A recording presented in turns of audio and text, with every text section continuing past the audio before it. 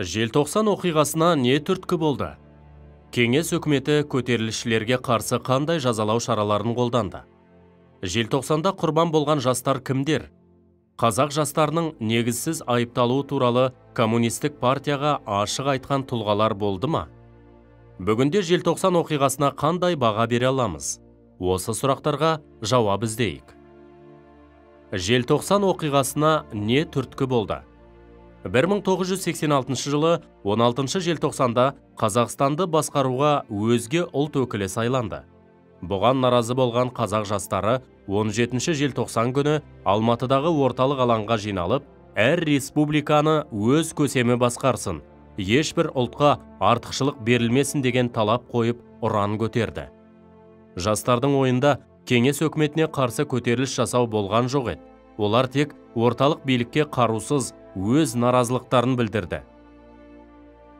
Кеңес өкіметі көтерілісшілерге қарсы қандай жазалау шараларын қолданды?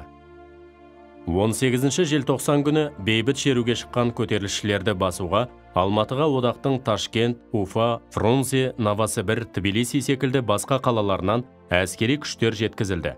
Олар Бұрқасын 86 операциясы бойынша алаңға шыққан жастарды жазалау шараларын жүргізіп, су бүркіп, итке талатып, түрмелерге қамады.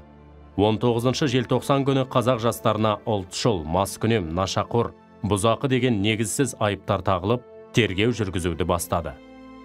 Көтеріліске қатысып, төлқұжаттарына бүлікшіл деген таңба басылған қазақ жастары тек қара жұмысшы болып жұмыс істеді. Оқиға құрбандары туралы ақпарат жойылды. Елімізде желтоқсан оқиғасы туралы жазуға тыйым салынды. Рысқұлбеков Қайрат Ноғайбайұлы 1986 жылғы желтоқсан көтерілісінің қаһарманы. Ол 16-18 желтоқсанда болған қазақ жастарының отаршылдық және әміршілдік жүйеге қарсы шеруіне белсене қатысты.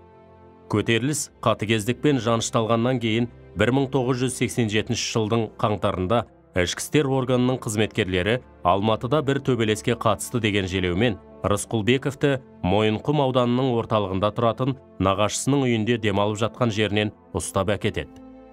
Кейіннен көпшілікке мәлім болғандай, тергеушілер Рысқұлбековке неше түрлі айла шарғылар қолдана отырып, оны Савицкийдің өліміне кінәлі деп таниды. Асанова Ләззат Алтынайқызы, желтоқсан көтерілісінің құрбаны. Ләззат Алтынайқызы Алматыда 1986 жылы 17-18 желтоқсанда болған қазақ жастарының отаршылдық және әміршілдік жүйеге қарсы азаттық көтерілісіне белсене қатысқан. Орталықтың билеп төстеушілігіне наразылық білдіріп, қаладағы жаңа алаңға, қазіргі республика алаңы алғашқы болып шыққан Ләззат Асанова ереуілшілер қатарында қазақтар кіріптарлық құлдықта өмір сүргеніміз жетеді. Біз еліміз тәуелсіздігін жеңіп алған кезде ғана азат бола аламыз деген ұранмен шықты. Сыпатаев Ербол Мұқажанұлы 1986 жылғы желтоқсан көтерілісінің құрбаны. 1986 жылы 16-18 желтоқсандағы көтеріліске белсене қатысады.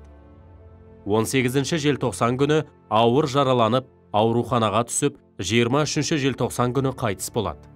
Қазақстан тәуелсіздік алған соң ғана Сыпатаев жөніндегі шындық айтыла бастады. 1986 жылғы желтоқсанның алғашқы құрбандарының бірі болған Сәбира Мұхамеджановаға 2001 жылы Тарбағатай ауданының құрметті азаматшасы деген атақ берілді. Қазақ жастарының негізсіз айыпталуы туралы коммунистік партияға ашық айтқан тұлғалар болды ма? Мұхтар Шаханов 1989 жылы Кремльде сөйлеген сөзінде Алматыдағы желтоқсан оқиғасы жайлы шындық айтылмай келеді. Бейбіт шеруге шыққан жас жігіттеріміз бен қарагөз қыздарымызды ешбір жарлықсыз сапер күрегімен, шоқпармен ұрып, итке талатып, керзетікпен тепкінің астын алды. Әлі күнге дейін бейбіт шеруге шыққан шерушілердің қаншасы жарақаттанып, қаншауының қайтыс болғаны жайлы ешқандай нақты ақпарат айтылмай келеді. 2000-ға жуық адам қамауға алынды. Оның көпшілігі ұзақ мерзімге сотталды. Мыңдаған адам оқу орнынан шығарылып, жұмыстан қуылды деген де дерек бар. Бірақ нақты ақпарат жоқ. Сол себепті біз Алматыда болған желтоқсан оқиғасының шындығын ашу үшін әртүрлі аймақ пен ұлт өкілдерінің мүддесін қорғайтын халық сайлаған депутаттардан құралған комиссия құруды сұраймыз деп, қазақ ұлтының мүддесін батыл қорғады. Бүгінде желтоқсан оқиғасына қандай баға бере аламыз? Қазіргі таңда желтоқсан оқиғасы тәуелсіздіктің бастауы деген тұжырым айта аламыз.